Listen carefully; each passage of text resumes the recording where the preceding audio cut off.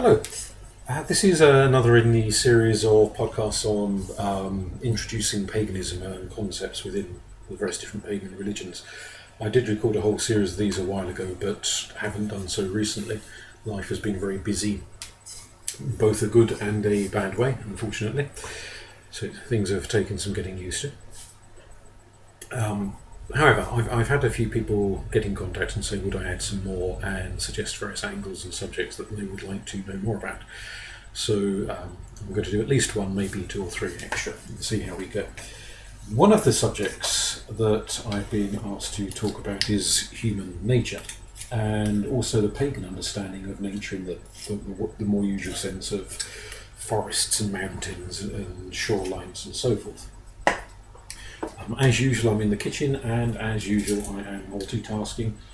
This time I'm trying to make a Polish plum cake as a birthday treat for a friend. Now, I'm not doing a particularly good job of multitasking. Unfortunately, I've had to restart this recording several times because I keep messing the recipe up and I'm so busy rabbiting. But we're getting there. Anyway, getting back to the point of human nature, there are 101 different psychologists who all give their opinions, some exceedingly scientific, rationalist opinions, and some exceedingly sort of humanistic, rather abstracted opinions, and lots that float somewhere in the middle of it all, about human nature. I don't particularly want to add massive chunks of new theory to that, because most of the theories around at the moment are, well, more than rambling enough in themselves without me adding to it. I will say that I do find the ideas of people like John Rowan very inspiring. He promoted a concept in one of his books called subpersonality thesis. And I think that's got a lot to recommend it. Which is the idea that we are not singular beings. I want to branch out from what Rowan said. Not to put words in his mouth, but because I think my ideas are probably even wackier than his ideas are, that we are a gestalt entity. Other psychologists have spoken about that idea in the past. The notion of gestalt psychology is not a new one. A gestalt, if you're unfamiliar with the term, is a German word describing a being that is a composition of other forces that come together and form a new, greater being than each one individually does. In a sense, you could think of it, I suppose, a little bit like a swarm of bees or a colony of ants, where each individual little entity is has its own life, its own purpose and so on, but they come together and they form a colony, they form a swarm, and it's that collective which has the greater power than any of the individual components. But, that said, within Gestalt psychology, there's more to it than just that, and there's more to it in Rowan's theory. And what I'd like to argue is that we have got used to talking about I, me, in the singular, as if we are one single being, one single force. And that this perhaps is a rather limiting approach to take, in that what we need to start thinking of ourselves as is a collection of beings that evolve and develop and progress over time. The selves that develop in childhood are different from the selves that develop and grow and expand and are added to as we grow into our teenage years, into adulthood, into midlife, into old age. And we don't lose the past. When you are 20, you no longer have the kind of personality, the kind of sense of self, the identity you had when you were 5. But it's not entirely forgotten. Echoes and memories resurface. And these various versions of ourselves, these adaptations of ourselves, emerge and develop and come to the fore. We're used to thinking perhaps in terms of chronological time, beginning, middle, end. I don't think really time works like that. And a great many physicists and so on don't seem to think time works like that either. It's not just people who watch far too much Doctor Who that think time is a little bit wibbly wobbly all over the place. So what I'd like to suggest is not just that we have echoes of the kinds of people we used to be in the past. So when you're married, you have a memory of the kind of person you were when you were single. When you take on a brand new job, you have a memory of the kind of person you were when you were a student, or when you used to do some other job that you no longer do anymore. The kind of personality clusters that go with previous forms of selves continue as echoes and memories. But I'd also posit that we have what you might call forward memory, an awareness of the kind of people we will become, of the kinds of personalities we will develop if we live long enough to develop them. So even in the 20-year-old, there is an echo, if that's quite the right word, of the person they will be when they're 90. So it's in this direction rather than a memory coming in that direction. So there are different selves echoing around. Within a lot of tribal cultures, people talk about totemism. They have the idea of connection to animal life, to tree life, to the spirit world of beings, gods, ancestors, and so on, moving in and out of them. That their sense of self is really quite permeable. And this is not a threat, it's not a problem, it's not a sign of incipient schizophrenia or anything like that. It's accepted more as a daily reality. This is just what human nature is. Our identities ourselves are permeable. We are not one thing, but a multitude of beings. At the biological level, our stomachs contain bacteria. We have plant life, microscopic life forms, all manner of different beings living within us, and on whom we depend. Those I'm thinking of the positive beings. Obviously, we also sometimes have parasites and dangerous entities living inside us. But, well, I say but. Possibly, if we want to have a brief stray into the realm of Freud and think about the power of Thanatos, the death instinct, which he named after the ancient Greek god of death, then maybe there is a room for understanding that a part of ourselves can include destructive forces that maybe are undermining us and causing us bodily problems, mental problems, all sorts of other problems. How many selves are not necessarily only positive, happy, joyful selves, wise and wonderful selves. They can include disturbed and dangerous and dark and destructive and devouring selves, self-consuming beings that exist within us. I think if we expand this out, I'm a believer in reincarnation, that we can also understand that bear with me a second. We have echoes of the people we have been in the past, and that perhaps can include not just human forms, because I'm a believer in transmigration, that our essence, our core, our spirit moves not only into other human shapes, but also into the shapes of various different creatures and beings with which we share the planet. So we gain a knowledge and an understanding of life and existence, not just in human form, but in many other shapes and guises and forms too. And this, you can see it in a very hierarchical way, without wanting to cast aspersions on some of the great religions of the ancient world that still persist and flower today, which sometimes you may argue have the view that humanity moves up a hierarchy, getting better and better, and that the soul comes back in more complex forms, and therefore a step from human to, let's say, horse, for argument's sake, in some cultures might be perceived as a step downwards, a kind of a regressive step that an individual's soul might move through because it's made some mistakes and it needs to go back and relearn things that are only possible to learn and understand in horseship. I don't take personally such a negative view of it. I think it's more a sideways step than either a step up or a step down. That people can go from human to cat to elephant to oak tree to whatever else. And these are simply different ways of experiencing the cosmos, different ways of understanding life in the grand sense. And we should try not to think of it in quite such hierarchical terms of progression and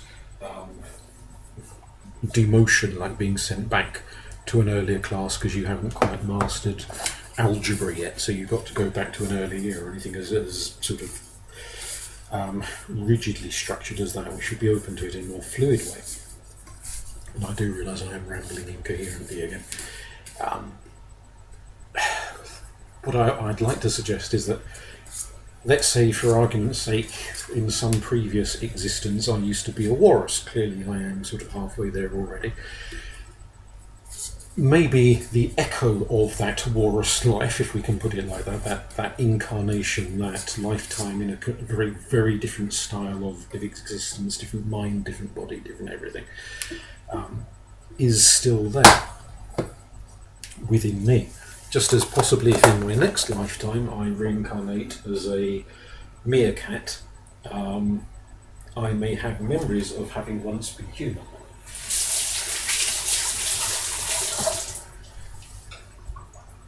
Not clear-cut memories. I'm not talking about the sorts of things they make TV programs out of, 5-year-olds saying, "Oh, I used to live in that house over there. My wife's name was Gladys and I got hit by a bus." Although obviously that does go on. There are documented incidences of that sort of thing happening. But more echoes of instinct, of emotion, of bonding, of styles of being, that we are capable of having those sorts of multitudinous personalities within us. We are not just one being, we are not limited to one form of existence.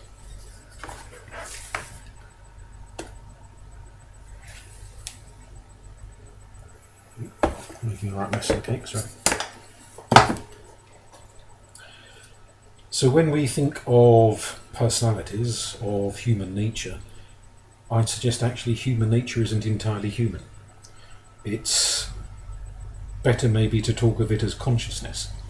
A consciousness which is currently mostly human in this body, but does have echoes, memories of previous times when it hasn't been human, when it's been some other thing. Maybe, again, coming back to this, the strangeness of time, and that whilst I think of the 21st century as having happened after the 17th century, maybe at some more cosmic level time is a lot stranger. It's just so that if I had a life in, let's say I'm destined to have a life in the 23rd century, perhaps echoes of that are coming to me now. So it's not just memories of what I was, but memories, if that's even the right word, it probably isn't. Maybe we need another word entirely, of what I chronologically will be on some future occasion. Maybe when we think of things like deja vu and so on, what we're talking about are flashbacking, flash forwarding, flash sideways in, whatever direction you want to think of it as being in, between different time zones, different forms of ourselves, different understandings of who we are, of who we could be.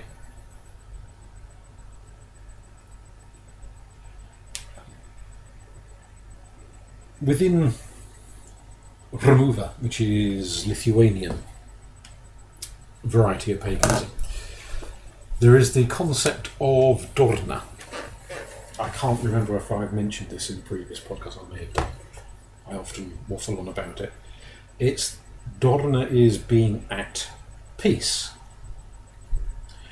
It's a constructive peace. It's not a sort of, when people talk about peace, they often imagine it's a rather passive state of just kind of wafting around with a shaved head, a saffron robe, and a big smile on your face. And it's all very sort of gentle and wafty. That's not really what's meant. It's a creative peace. It is being in accord with taking pleasure in the existence of others.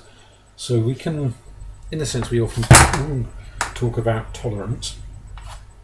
There is a different type of, shall we say, tolerance where you kind of just don't care.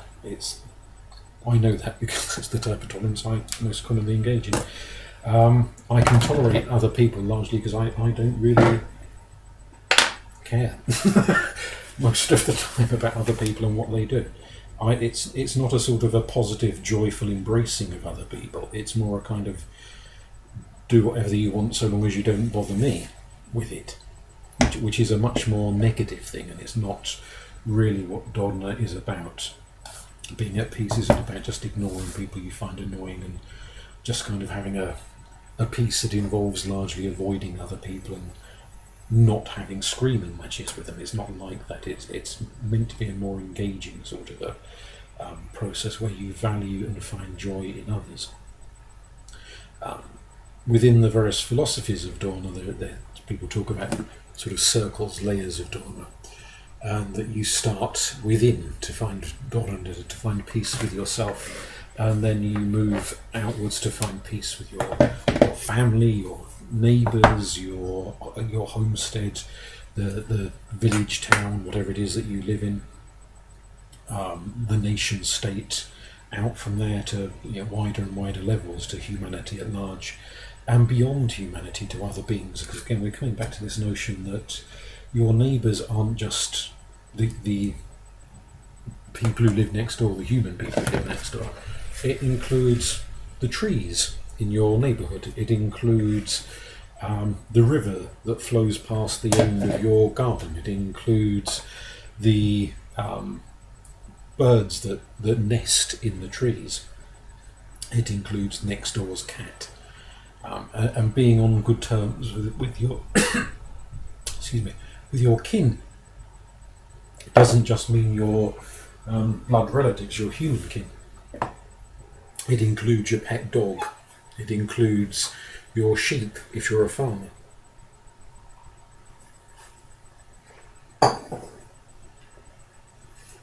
It's about finding constructive levels of engagement and peace with quite a wide circle of beings, and it is that positive one. It should be not just a kind of quiet indifference where you let other people get on with their lives and you don't really give a toss about them so long as they leave you alone, you leave them alone. It's more about finding joy and value in the other beings around you, reasons why you want others to be happy, why you embrace whatever it is that they are. One aspect of that that's worth thinking of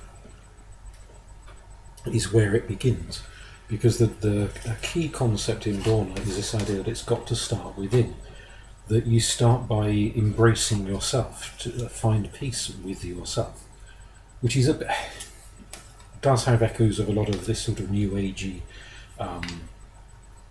finding yourself concept, which is all very sort of self-directed, very narcissistic in many respects. And I certainly find it really quite annoying what I've done, to be honest.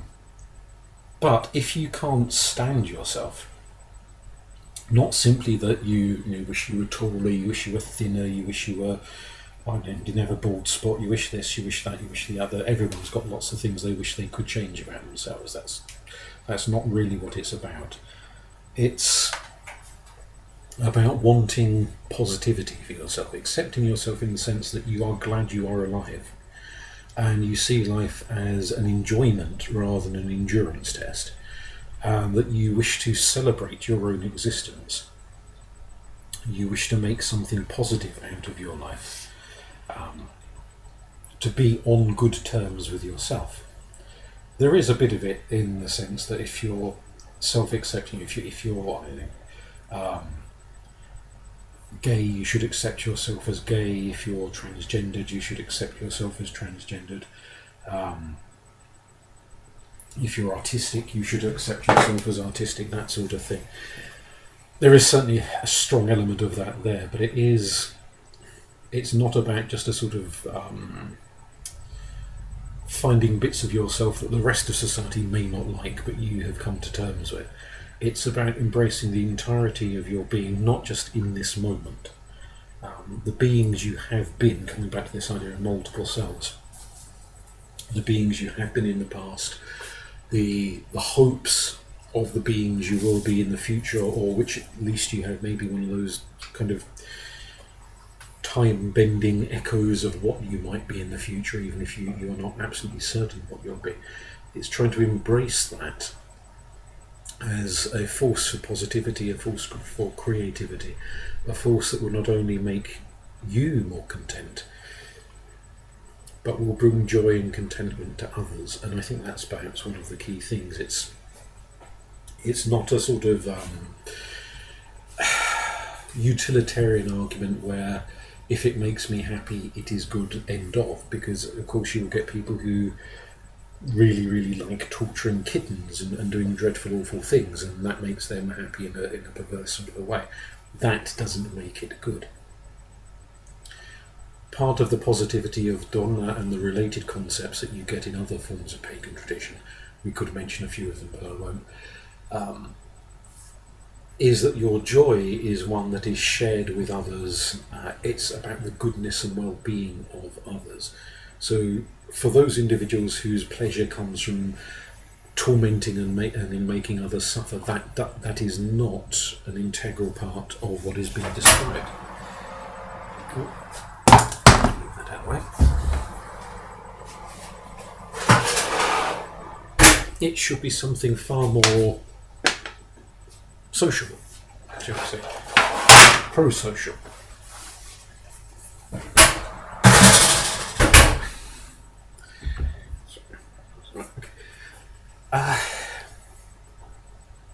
Understanding human nature is to understand the good and the bad, the positives and the negatives.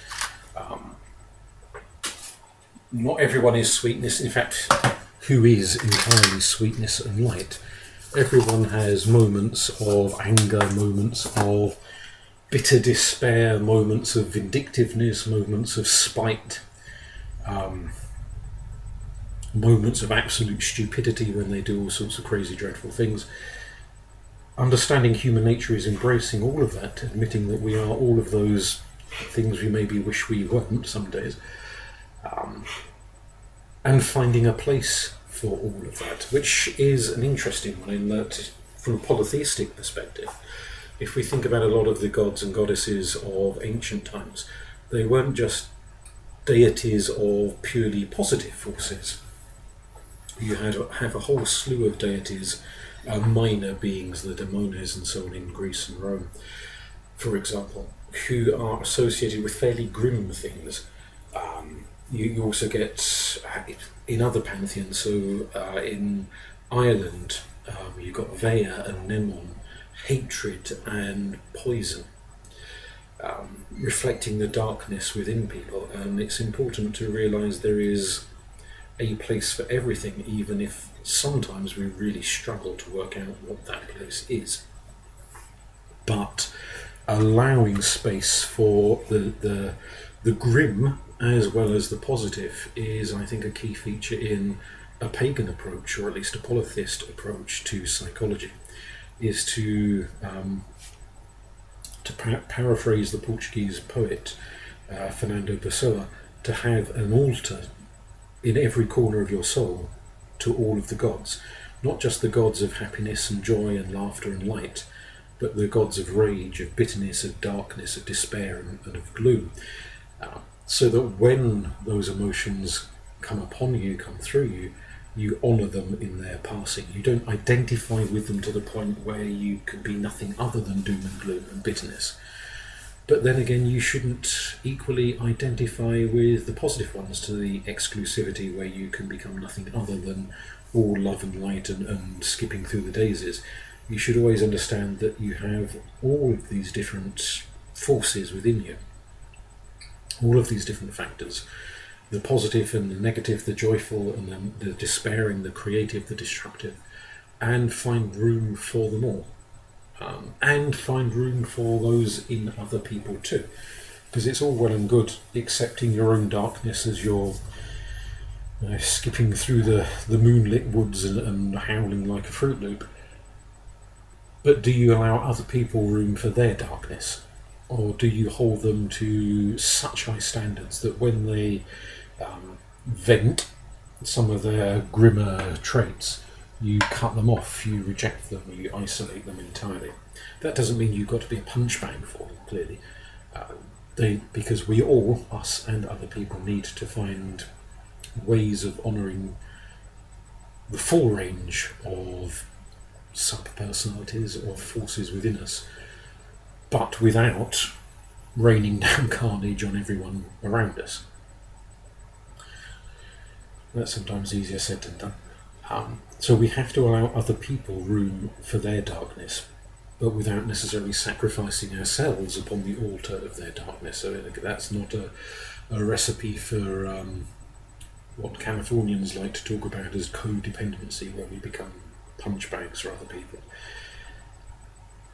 It needs to be approached in a very different light, but not a light of denial, not a light of saying, "Oh, I'll only talk to people who are super positive, and the instant you say anything that's a bit untoward, a bit iffy, then I'll cut you dead," which is a very commonplace, unfortunately, practice in a lot of modern paganism and other circles, where one wrong word and you're out the door.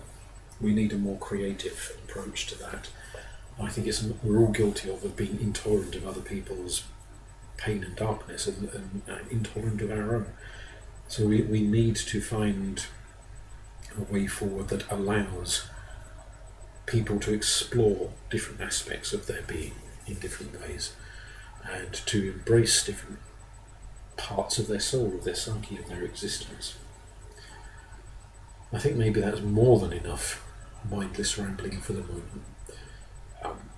We could go off and think about ritualistic ways in which we can incorporate room for the different parts of ourselves and the different parts of other people through ceremony, through annual festivity, through rites of passage, in all different ways and capacities. But maybe it's better to leave that for some other occasion to discuss, because this is very nearly up to half an hour of me rambling, and that's more than enough for anybody. A polytheist approach, to summarise, pagan approach to human nature and nature in general, is not just to go out into the woods and reverence the trees. It's to go out into your own madness and reverence the darkness within you. It's not just to skip through the meadow looking at the beautiful flowers. It's to look at the beauties within yourself and to accept that you have them, which can be a struggle for a lot of people who are just used to thinking of themselves as ugly or worthless or some other negative thing, who struggle to see anything positive in themselves. It's finding yourself as a being of beauty in the same way that you might look at a deer, a wolf, an eagle, a bear, and see beauty in nature, see beauty in the wild animals, in the wild plants. To bear in mind that you too are a wild being. And I don't mean in the sense that you've got to run around covered in mud with feathers in your head, but that we too are creatures of nature. And just as we can see the beauties in others, so others can see the beauties in us, and we have to allow that to happen, to find the light and the dark, and the twilight, the interface within ourselves, and understand it and honour it. Honour it perhaps through ritual, perhaps through more prosaic activities. Not everything needs candles and wine. You can honour stuff just by painting pictures or building stuff or smashing stuff, doing something relatively practical, but to incorporate and seek a positive role for as much of ourselves, a useful role, shall we say, maybe rather than positive, and for other people as much as we can. And understanding that all things have their place, and when they are in their place, they become a force for good. When they are disproportionate, when they're out of place, when they are over, to use Aristotle's descriptions, you've either got an excess, an abundance of something, far too much of one thing, or far too little of another. It's that kind of Goldilocks syndrome. What we need is the golden mean, the balance in the middle. So people who take things far too far, or suppress them and have far too little of them, that's when you get real problems, and cause real problems to the other beings around you, both human and non-human. But that's more than enough for now, so we'll leave that there. Enjoy, and let me know if there's any specific subjects that you would like me to burble on about in the future.